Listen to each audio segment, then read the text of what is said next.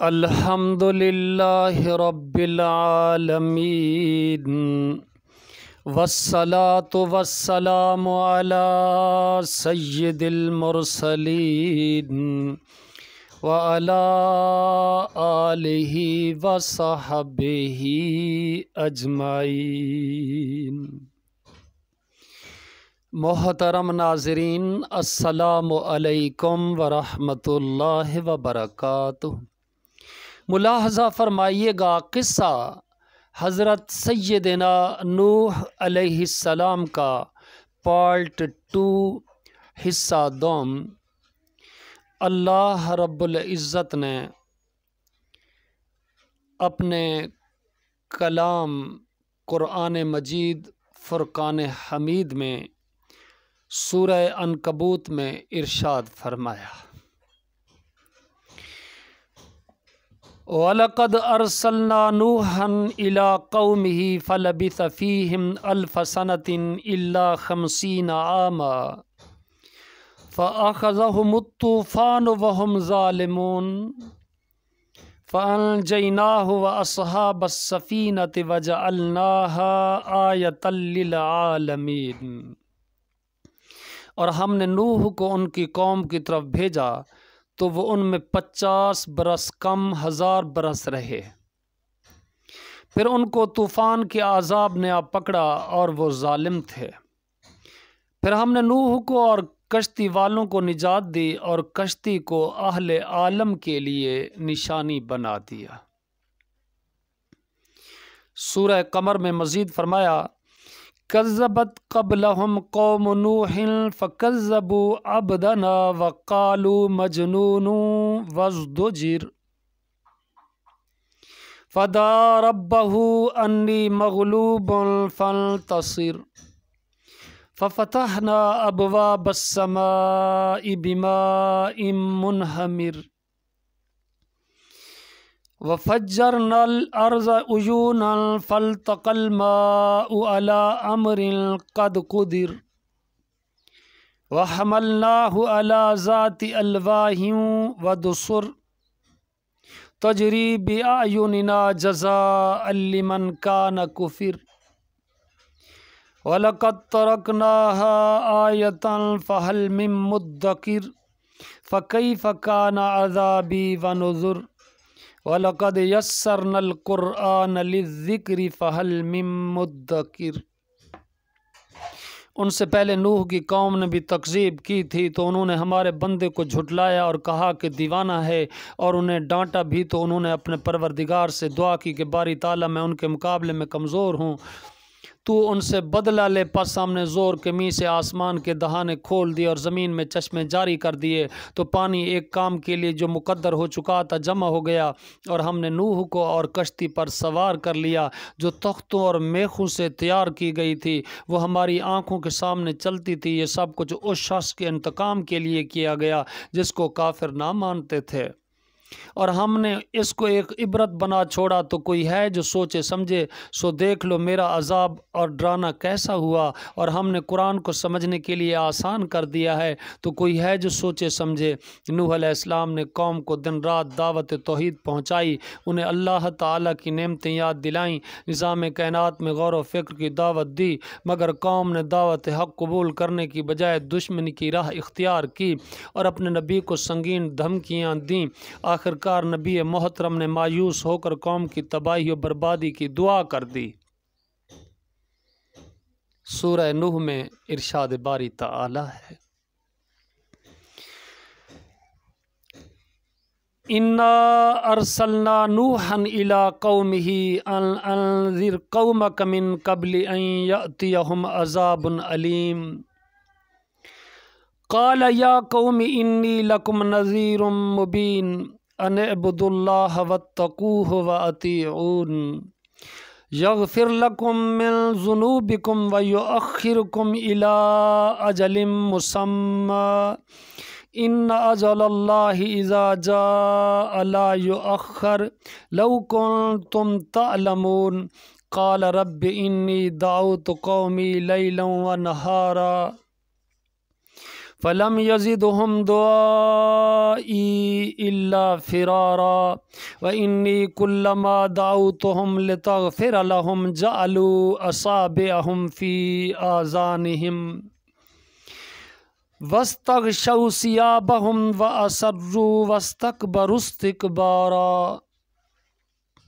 ثم انی دعوتہم جہارا ثم انی اعلنت لہم واسررت لہم اسرارا فقلت استغفروا ربکم انہ کان غفارا یرسل السماء علیکم مدرارا وَيُمْدِدْكُمْ بِأَمْوَالٍ وَبَنِينَ وَيَجْعَلْ لَكُمْ جَنَّاتٍ وَيَجْعَلْ لَكُمْ أَنْهَارًا مَا لَكُمْ لَا تَرْجُونَ لِلَّهِ وَقَارًا وَقَدْ خَلَقَكُمْ أَطْوَارًا أَلَمْ تَرَوْا كَيْفَ خَلَقَ اللَّهُ سَبْعَ سَمَاوَاتٍ طِبَاقًا وَجَعَلَ الْقَمَرَ فِيهِنَّ نُورًا وَجَعَلَ الشَّمْسَ سِرَاجًا وَاللَّهُ أَنبَتَكُم مِّنَ الْأَرْضِ نَبَاتًا ثُمَّ يُعِيدُكُمْ فِيهَا وَيُخْرِجُكُمْ إِخْرَاجًا وَاللَّهُ جَعَلَ لَكُمُ الْأَرْضَ بِسَاطًا لِتَسْلُكُوا مِنْهَا سُبُلًا فِجَاجًا قال نوح رب انہم عصونی واتبعوا من لم یزدہ مالہ وولدہ الا خسارا ومکروا مکرا کبارا وقالوا لا تذرن آلہتکم ولا تذرن ودا ولا سواعا ولا یغوث ویعوق ونسرا وَقَدْ أَضَلُّوا كَثِيرًا وَلَا تَزِدِ الظَّالِمِينَ إِلَّا ضَلَالًا مِمَّا خَطِيئَاتِهِمْ أُغْرِقُوا فَأُدْخِلُوا نَارًا فَلَمْ يَجِدُوا لَهُم مِّن دُونِ اللَّهِ أَنصَارًا وَقَالَ نُوحٌ رَبِّ لَا تَذَرْ عَلَى الْأَرْضِ مِنَ الْكَافِرِينَ دَيَّارًا إِنَّكَ إِن تَذَرْهُمْ يُضِلُّوا عِبَادَكَ وَلَا يَلِدُوا إِلَّا فَاجِرًا كَفَّارًا رب اغفر لي ولوالدي ولمن دخل بيتي مؤمنا وللمؤمنين والمؤمنات ولا تزد الظالمين إلا تبارا۔ ہم نے نوح کو ان کی قوم کی طرف بھیجا کہ اپنی قوم کے لوگوں کو خبردار کر دے پیشتر اس کے کہ ان پر درد دینے والا عذاب واقع ہو۔ انہوں نے کہا اے میری قوم میں تم کو کھلے طور پر نصیحت کرتا ہوں۔ انہوں نے کہا اے قوم میں تم کو کھلے طور پر نصیحت کرتا ہوں کہ اللہ کی عبادت کرو اور اس سے ڈرو اور میرا کہا مانو، وہ تمہارے گناہ بخش دے گا اور موت کے وقت مقرر تک تم کو مہلت عطا کرے گا۔ جب اللہ کا مقرر کیا ہوا وقت آ جاتا ہے تو تاخیر نہیں ہوتی۔ کاش تم جانتے ہوتے۔ جب لوگوں نے نہ مانا تو نوح علیہ السلام نے اللہ سے عرض کی کہ پروردگار میں اپنی قوم کو دن رات بلاتا رہا لیکن میرے بلانے سے وہ اور زیادہ گریز کرتے رہے۔ جب بھی میں نے ان کو بلایا کہ توبہ کریں اور تو ان کو معاف فرمائے تو انہوں نے اپنے کانوں میں انگلیاں دے ڈالیں اور کپڑے اوڑھ لیے اور اڑ گئے اور اکڑ بیٹھے۔ پھر میں ان کو کھلے طور پر بلاتا رہا اور زہر اور پوشیدہ ہر طرح سمجھاتا رہا اور کہا کہ اپنے پروردگار سے معافی مانگو، وہ بڑا معاف کرنے والا ہے، وہ تم پر آسمان سے لگاتار میہ برسائے گا اور مال اور بیٹوں سے تمہاری مدد فرمائے گا اور تمہیں باغ عطا کرے گا اور ان میں تمہارے لیے نہریں بہا دے گا۔ تم کو کیا ہوا ہے کہ تم اللہ کی عظمت کا اعتقاد نہیں رکھتے، حالانکہ اس نے تم کو طرح طرح کی حالتوں کا پیدا کیا ہے؟ کیا تم نے نہیں دیکھا کہ اللہ نے 7 آسمان کیسے اوپر تلے بنائے ہیں اور چاند کو ان میں زمین کا نور بنایا ہے اور سورج کو چراغ ٹھہرایا ہے، اور اللہ ہی نے تم کو زمین سے پیدا کیا ہے، پھر اسی میں تمہیں لوٹا دے گا اور اسی سے تم کو نکال کھڑا کرے گا۔ اور اللہ ہی نے زمین کو تمہارے لیے فرش بنایا تاکہ اس کے بڑے بڑے کشادہ رستوں میں چلو پھرو۔ اس کے بعد نوح نے عرض کی کہ پروردگار، یہ لوگ میرے کہنے پر نہیں چلے اور ایسوں کے تابع ہوئے جن کو ان کے مال و اولاد نے نقصان کے سوا کچھ نہیں دیا، اور وہ بڑی بڑی چالیں چلے اور کہنے لگے کہ اپنے معبودوں کو ہرگز نہ چھوڑنا، اور ود اور سوا اور یاغوث اور یعوق اور نصر کو بھی ترک نہ کرنا۔ پروردگار، انہوں نے بہت لوگوں کو گمراہ کر دیا ہے، تو ان کو اور گمراہ کر دے۔ آخر وہ اپنے گناہوں کے سبب ہی غرقاب کر دیے گئے، پھر آگ میں ڈال دیے گئے، تو انہوں نے اللہ کے سوا کسی کو اپنا مددگار نہ پایا۔ اور پھر نوح علیہ السلام نے یہ دعا کی کہ میرے پروردگار، کسی کافر کو روئے زمین پر بسا نہ رہنے دے، اگر تو ان کو رہنے دے گا تو تیرے بندوں کو گمراہ کریں گے، اور ان سے جو اولاد ہوگی وہ بھی بدکار اور ناشکر گزار ہی ہوگی۔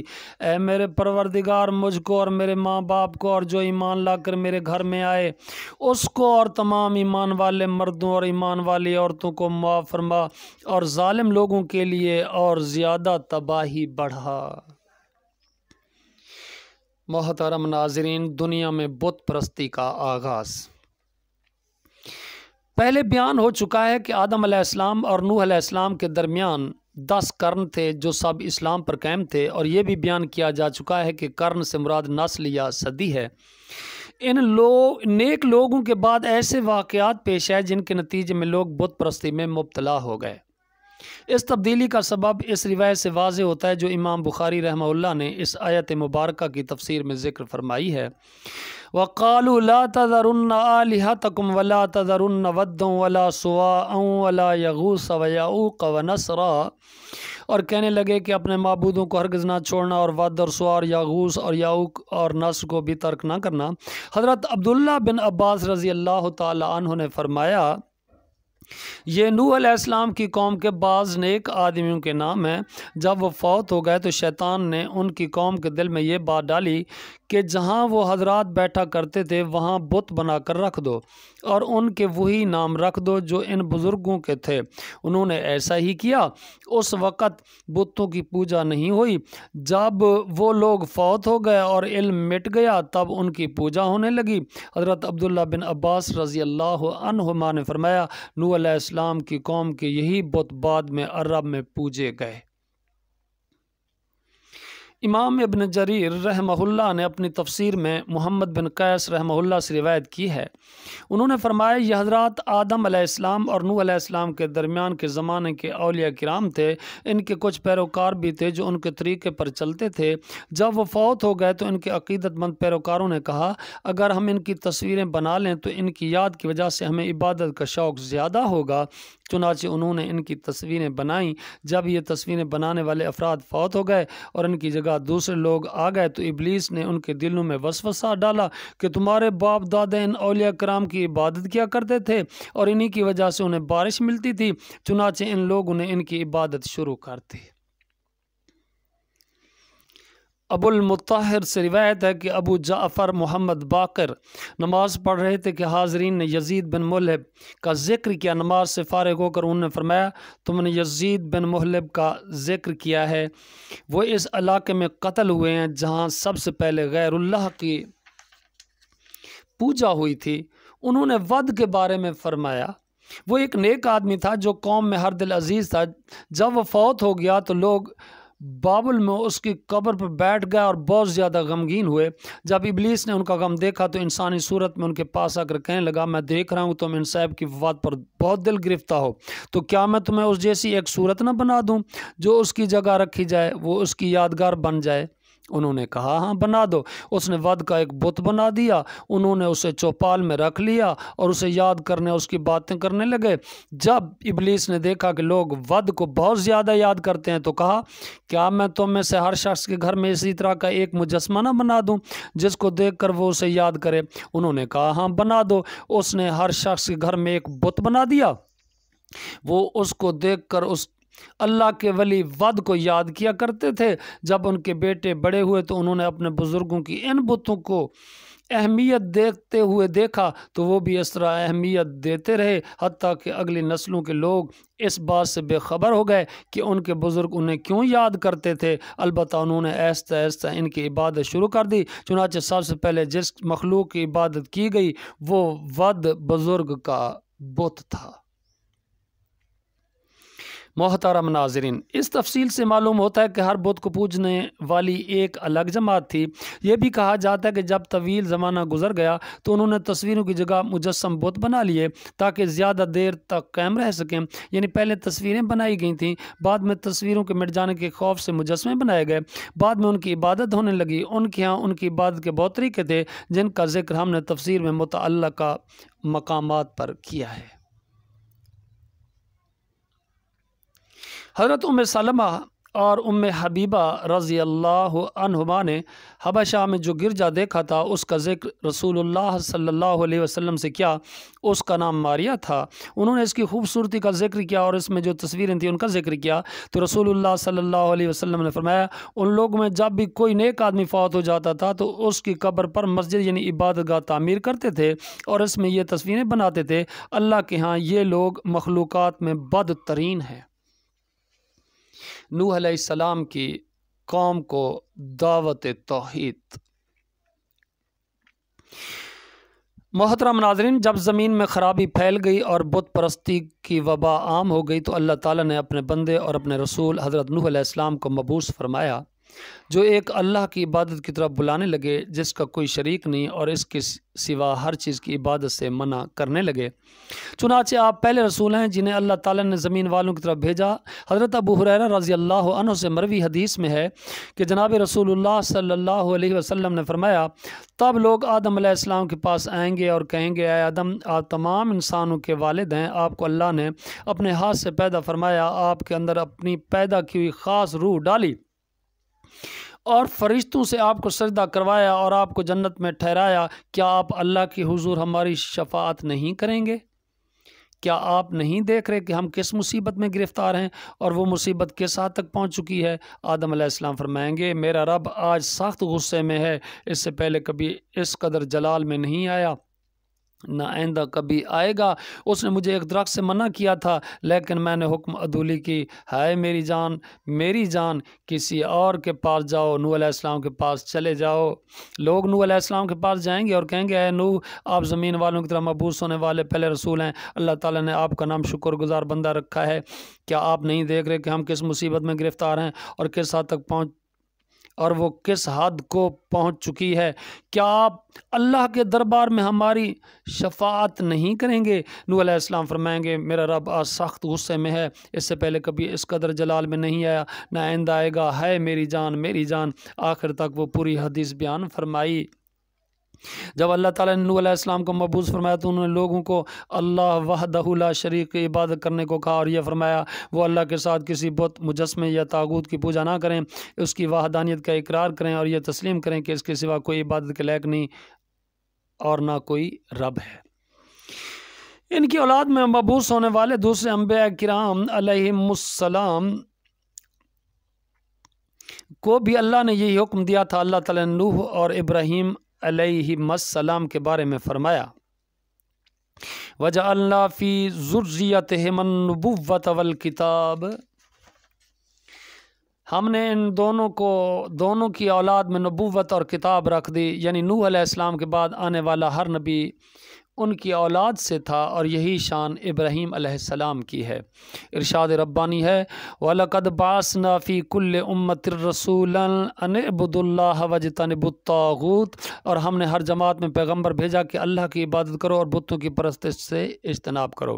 اور مزید ارشاد فرمایا، وَاسْأَلْ مَنْ أَرْسَلْنَا مِنْ قَبْلِكَ مِنْ رُسُلِنَا أَجَعَلْنَا مِنْ دُونِ الرَّحْمَنِ آلِهَةً يَعْبُدُونَ، اور اے محمد صلی اللہ علیہ وسلم، جو پیغمبر ہم نے تجھ سے پہلے بھیجے ہیں ان سے دریافت کر لو، کیا ہم نے اللہ کے سوا اور معبود بنائے تھے کہ ان کی عبادت کی جائے؟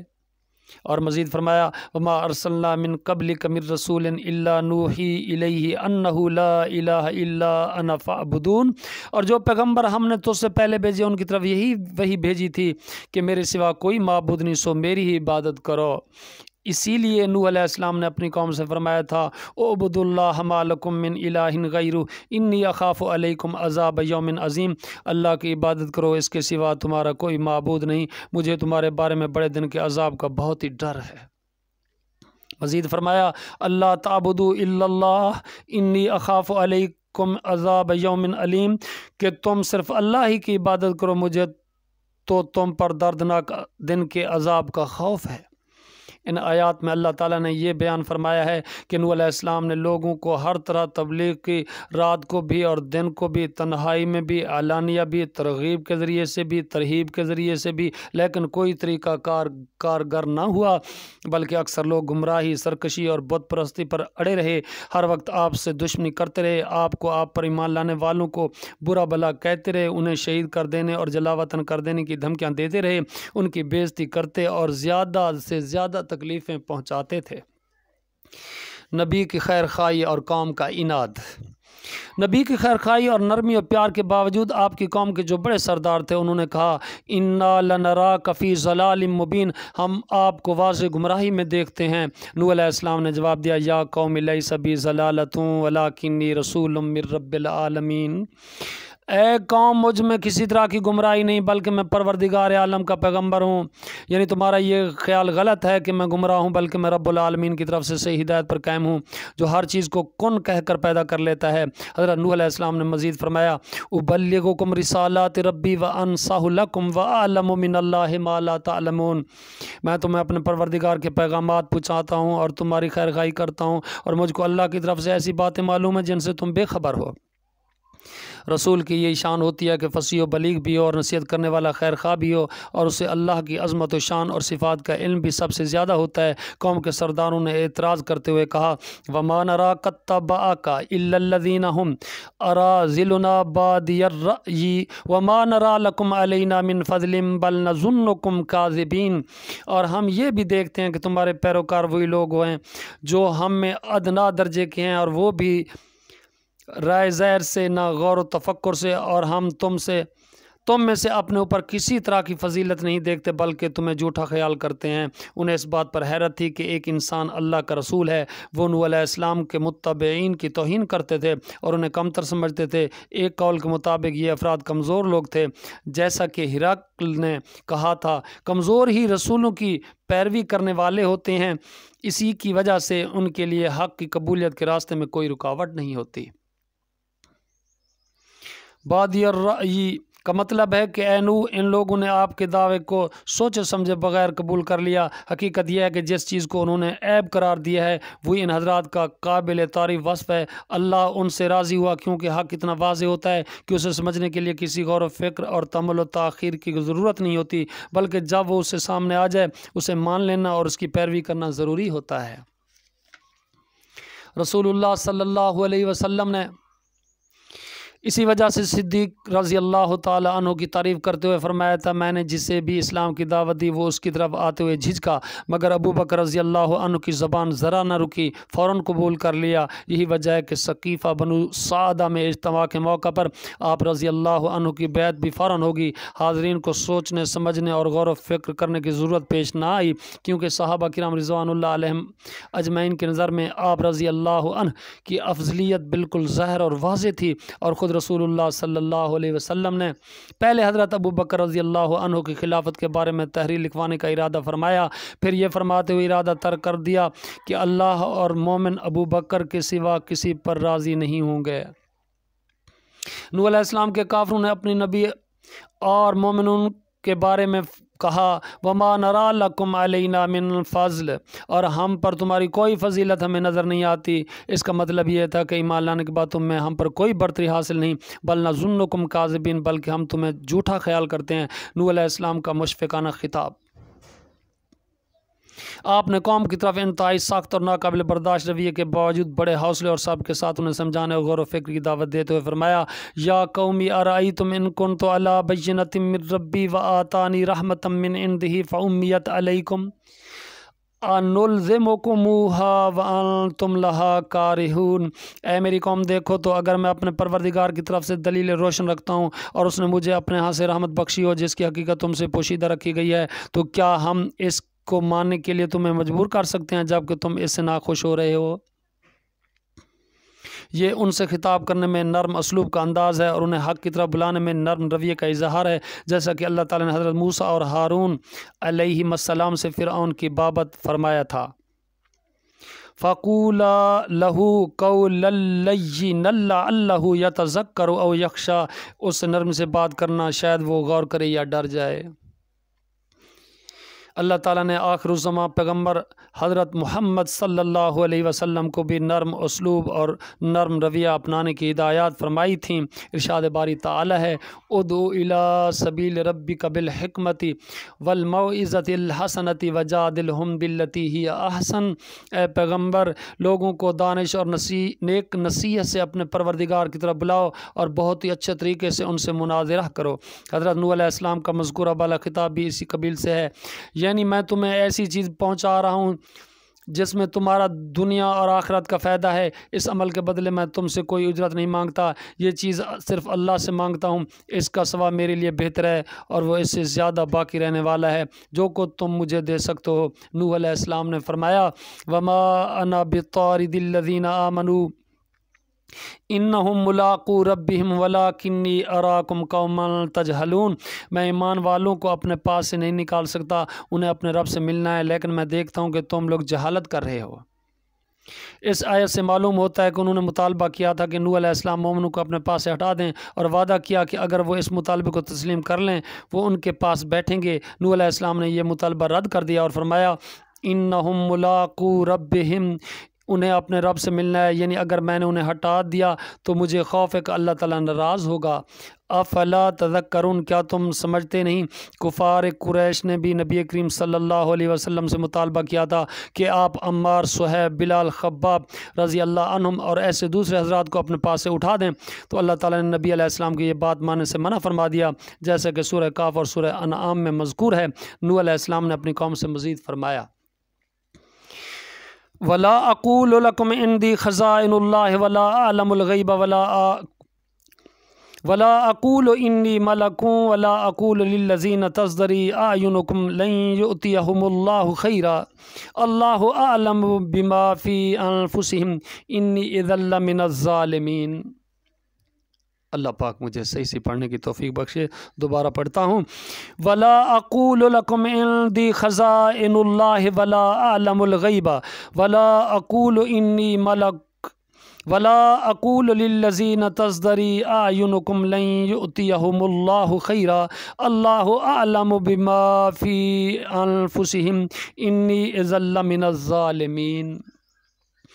اور میں نہ تم سے یہ کہتا ہوں کہ میرے پاس اللہ کے خزانے ہیں، اور نہ یہ کہ میں غیب جانتا ہوں، اور نہ یہ کہتا ہوں کہ میں فرشتہ ہوں، اور نہ ان لوگوں کی نسبت جن کو تم حقارت کی نظر سے دیکھتے ہو یہ کہتا ہوں کہ اللہ ان کو بھلائی یعنی اعمال کی جزائے نیک نہیں دے گا، جو ان کے دلوں میں ہے اسے اللہ خوب جانتا ہے۔ اگر میں ایسا کہوں تو بے انصافوں میں ہوں، یعنی میں تو رسول، عبد، پیغام پہنچانے والا بندہ ہوں، مجھے صرف اتنا ہی علم ہے جتنا اللہ نے مجھے سکھایا، اور صرف اتنی ہی طاقت ہے جتنی اللہ نے دی۔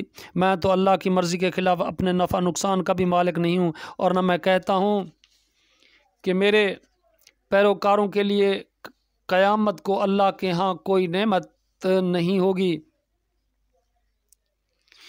ان کے بارے میں اللہ زیادہ جانتا ہے کہ ان کے دلوں میں کیا ہے، وہ نیکی کا اچھا بدلہ دے گا اور گناہ کا برا بدلہ دے گا۔ دوسرے مقامات پر مذکور ہے کہ ان لوگوں نے کہا، انؤمن لک واتبعک الارذلون قال وما علمی بما كانوا يعملون ان حسابهم الا على ربی لو تشعرون وما انا بطارد المؤمنین ان انا الا نذیر مبین۔ کیا ہم تم کو مان لیں حالانکہ تمہارے پیروکار تو رذیل لوگ ہیں؟ نوح نے کہا، مجھے کیا معلوم ہے وہ کیا کرتے ہیں، ان کا حساب میرے پروردگار کے ذمہ ہے، کاش تم سمجھو، اور میں مومنوں کو نکال دینے والا نہیں ہوں، میں تو صرف کھول کھول کر نصیحت کرنے والا ہوں۔ محترم ناظرین، جو کچھ پڑھا ہے، سنا ہے، اللہ پاک اس پر صحیح سے عمل کرنے کی توفیق بخشے، اور اللہ پاک ہماری غلطیوں کو معاف فرمائے۔ آمین یا رب العالمین۔ السلام علیکم ورحمۃ اللہ وبرکاتہ۔